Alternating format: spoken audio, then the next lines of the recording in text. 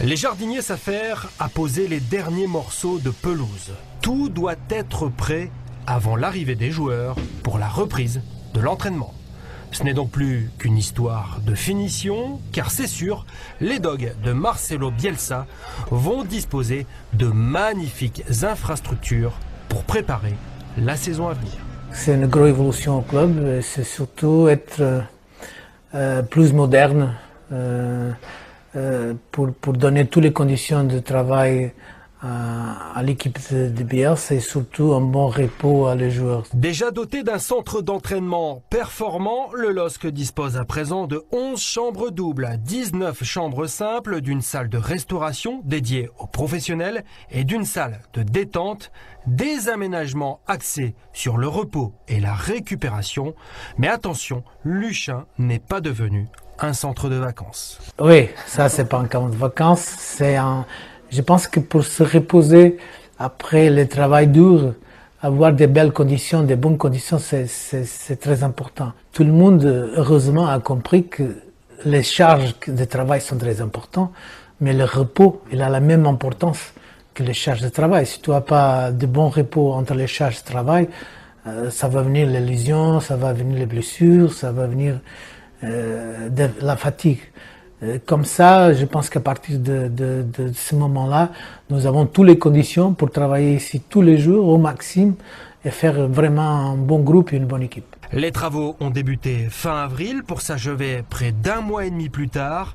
Terrassement, assainissement, pose des bungalows, de la salle de détente, aménagement intérieur et des extérieurs. Tout cela donc en un temps record. Le département de logistique il a fait un travail exceptionnel dans un temps record, monter tout cet bel endroit.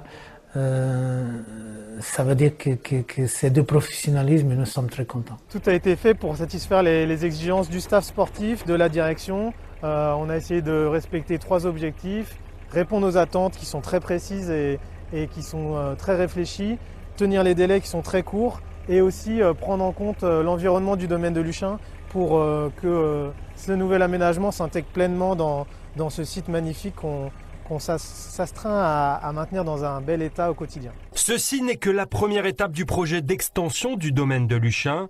La seconde, bien plus importante, l'agrandissement de l'actuel bâtiment dédié aux professionnels interviendra plus tard.